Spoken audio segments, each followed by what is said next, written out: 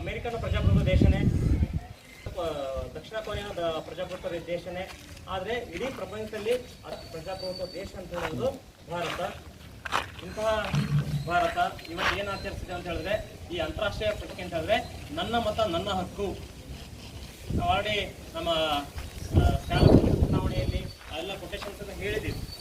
ಈಗ ಅಲ್ಲಿ ಕೂಡ ನಮ್ಮ ಬೋರ್ಡಲ್ಲಿ ಡ್ಯಾಶ್ ಬೋರ್ಡಲ್ಲಿ ಇತ್ತು ನಮ್ಗೆ ಅಂತ ಹೇಳಿದ್ರೆ ನನ್ನ ಮತ ನನ್ನ ಹಕ್ಕು. ಹಾಗಾಗಿ ಏನಂತ ಹೇಳಿದ್ರೆ, ನೀವು 18 ವರ್ಷ ಆದ ತಕ್ಷಣ ಏನು ಮಾಡ್ತೀರಿ, ನೀವು ವೋಟರ್ ಆಗ್ತೀರಿ, ನೀವು ಮತದಾರ ಆಗ್ತೀರಿ. ಹಾಗಾಗಿ ಆ ಮತದಾರರಾಗಿ ಮತವನ್ನು ನೀವು ಚಲಾಯಿಸಿ.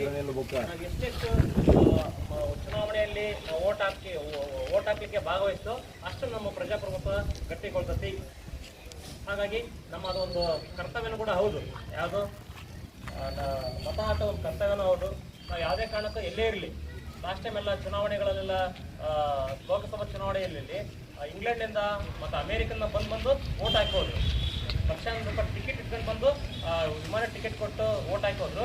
ಅದೇ ಆ ರೀತಿಯಾಗಿ ಏನಾಗಬೇಕಂತ ಹೇಳಿದ್ರೆ, ನಾವು ಪ್ರಜಾಪ್ರಭುತ್ವದ ಮೌಲ್ಯಗಳನ್ನು, ತತ್ವಗಳನ್ನು, ಹಾಗೆಯೇ ನಮ್ಮ ಅದೊಂದು ಕರ್ತವ್ಯ ಅಂತ ಹೇಳಿ ಭಾವಿಸ್ಕೊಂಡು ಯಾವುದೇ ಕಾರಣಕ್ಕೂ ಹಿಂದುಳಿದೇನೆ ನಾವು ಮತ ಹಾಕಬೇಕು, ನಮ್ಮ ಪಕ್ಕದಲ್ಲಿರೋರನ್ನು ಮತ ಹಾಕಲಿಕ್ಕೆ ನಾವು ಪ್ರೇರೇಪಿಸಬೇಕು. ಹಾಗಾಗಿ ನೀವು ಏನಂತ ಹೇಳಿದ್ರೆ, ನಿಮ್ಮ ಏಜ್ ಗ್ರೂಪ್ ಕೇಳ್ತಾರೆ.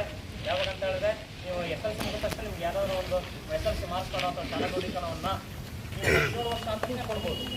ನೀವು 17 ವರ್ಷ ಅಂತಂದರೆ ನಿಮ್ಮ ಹತ್ತಿರತಕ್ಕಂಥ BLO ಇರ್ತಾರೆ ಅಥವಾ ಅಂಗನವಾಡಿ ಕಾರ್ಯಕರ್ತರು ಇರ್ತಾರೆ. ಅವ್ರು ಏನು ಮಾಡ್ತಾರೆ, ನಿಮ್ಮ ಹೆಸರನ್ನು ಮತದಾರ ಪಟ್ಟಿಗೆ ಸೇರ್ತಾರೆ. ನೀವು 17 ವರ್ಷ ನೀವೇನು ಮಾಡ್ಬೇಕಂತ ಹೇಳಿದ್ರೆ, 17 ಮಾಡಿ ನಿಮ್ಮ ಹೆಸರನ್ನು ನಿಮ್ಮ ಹತ್ತಿರದ BLO ಅಥವಾ ಅಂಗನವಾಡಿ ಕಾರ್ಯಕರ್ತರು ಅಥವಾ ವಿಲೇಜ್ ಅಕೌಂಟ್ ಹತ್ರ ಹೋಗಿ ನೀವೇನು ಮಾಡ್ಬೇಕಂತ ಹೇಳಿದ್ರೆ, ನಿಮ್ಮ ಹೆಸರನ್ನು ನೋಂದಾಯಿಸಿ ನೀವು ಏನಂತ ಹೇಳಿದ್ರೆ ಬಿಕಮ್ ಎ ವೋಟರ್ ಆಗ್ತೀರಿ. ಎಷ್ಟೆಷ್ಟು ನಾವು ಚುನಾವಣೆಯಲ್ಲಿ ಪಾಲ್ಗೊಂಡು ಮತವನ್ನು ಚಲಾಯಿಸಿ